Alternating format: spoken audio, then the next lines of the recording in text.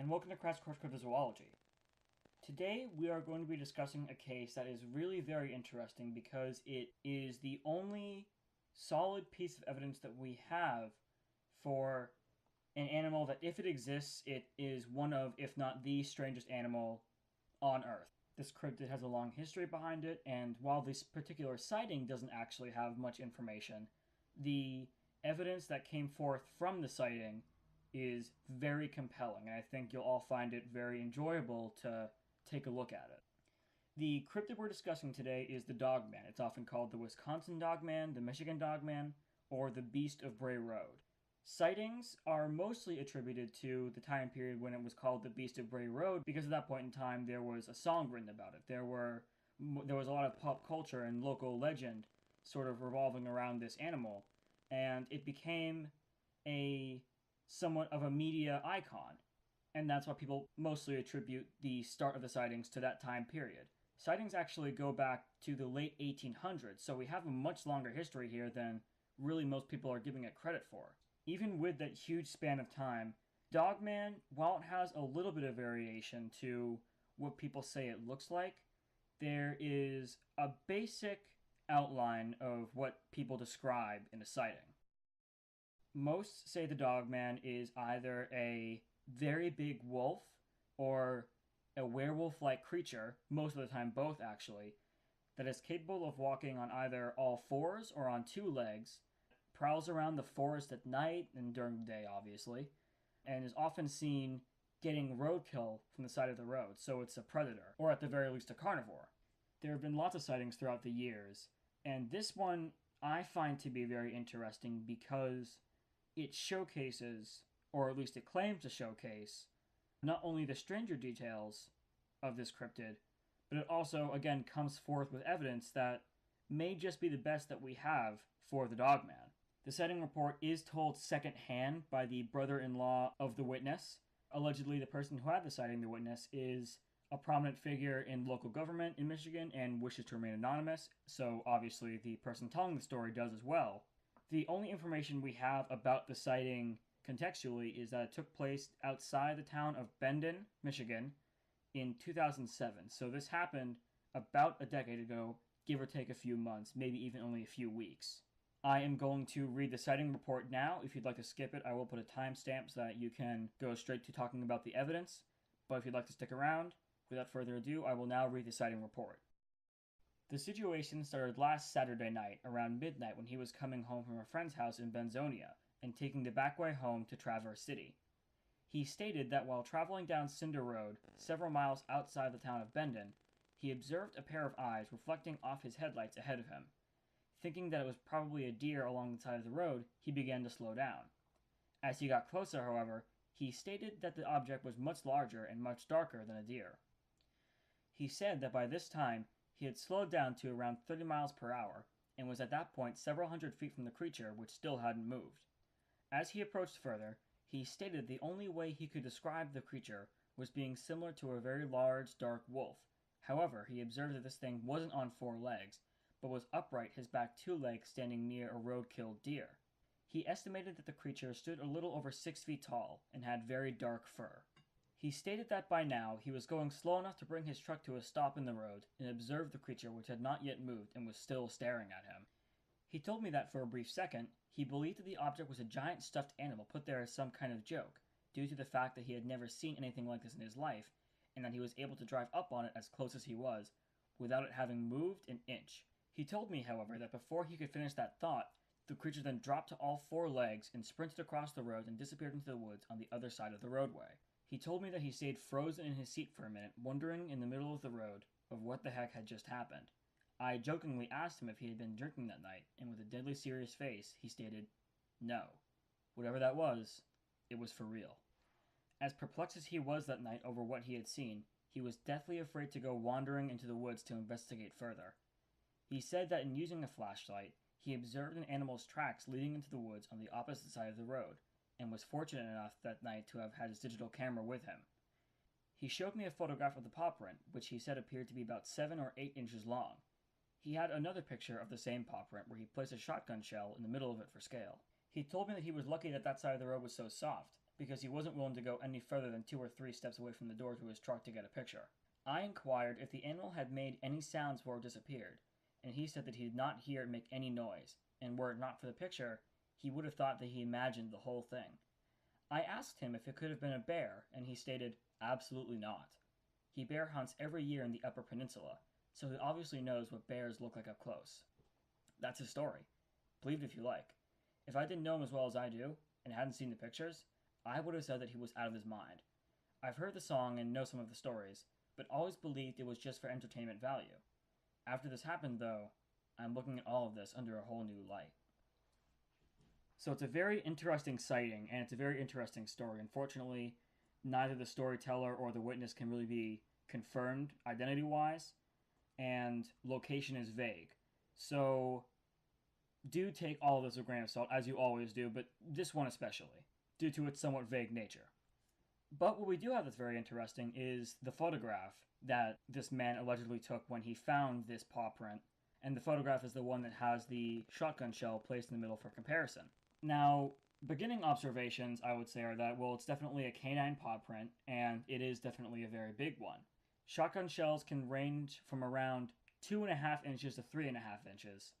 So we'll go with the middle and say that this is a 3-inch shotgun shell. And if that's the case, we are in fact looking at a paw print that is around 8, maybe even 9 inches long, which is absolutely incredible because there's no wild dog or canine animal that has a paw print that big. The biggest wolves out there grow to about 5 inches for their paw print, so this is almost double that. Which does support the idea that this animal was around 6 feet tall if it was standing up as he said it was, because the paw print would match the ratio for that, certainly. As for the identity of the creature, the most description that we got from him was that it was around 6 feet tall, which if this is real footprint confirms that, and that it was dark. That's about all that we get, so identifying if it was a known canine will be a little bit tricky. Luckily, we do have the print, which will make things a lot easier than if we didn't. Looking at the print, there are not a whole lot of matches for it aside from a domestic dog, which again would make this a very big dog, but a dog nonetheless. However, it should be noted whether it's a fox, a coyote, a dog, or a wolf, there are differences in all of them that set this footprint apart from any one that we have on record. We're going to be looking at the front tracks of these animals because that's what this one appears to be. If you look at the back tracks, the hind tracks I should say, of any canine, it looks very slender, almost like it's been compressed, which has not happened here. As we can see, it's very widely spaced actually. Which brings me to a side note before we continue. It is certainly not a bear track. I'll put one here for comparison. You can see just for many reasons, the wideness, the number of toes, the claw marks that aren't there, it's certainly not a bear. Now back to our canine print comparisons. So we know that it's most likely a front track, and we also know that it's bigger than any other canine that we have on record. That may be the case, but who's to say it's not a big dog or a big wolf? Fair enough. Let's take a look at what sets it apart.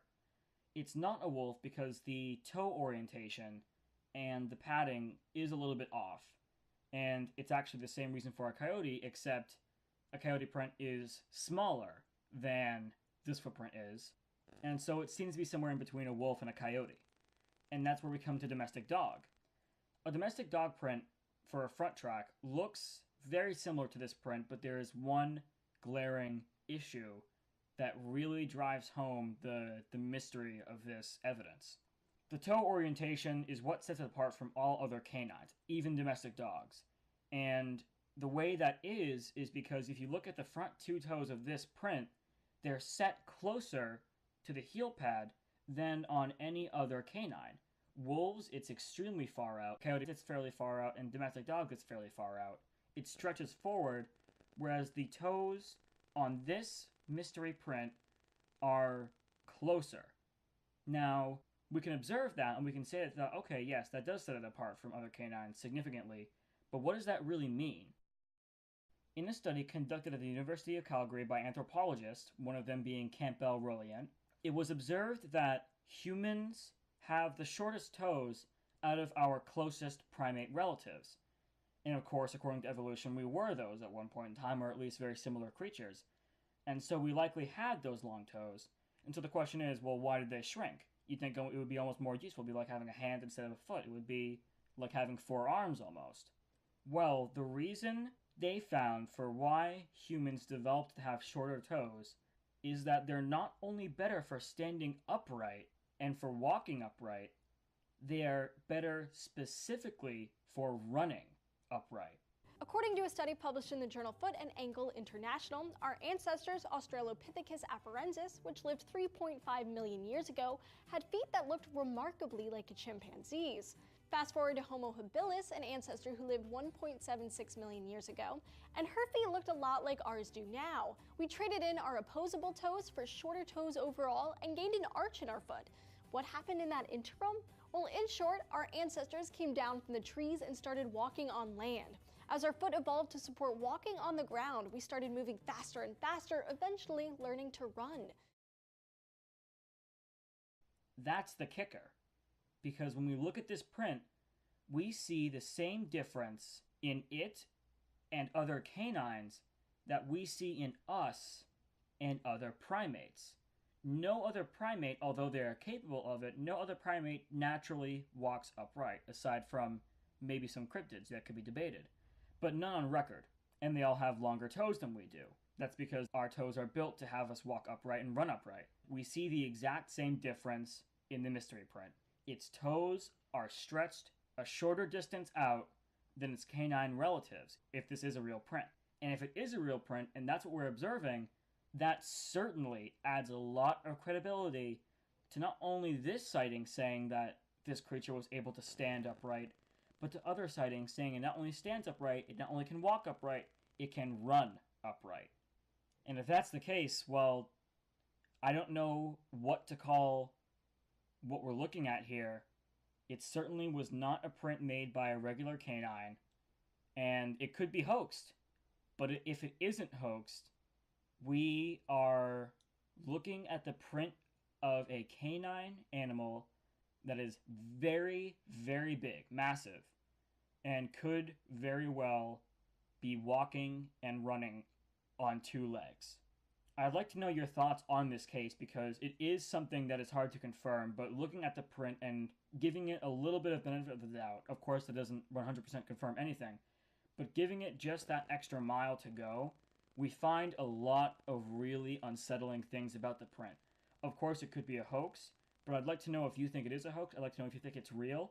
And I'd like to know your thoughts on the case and the Dogman subject overall. And that being said, until next time.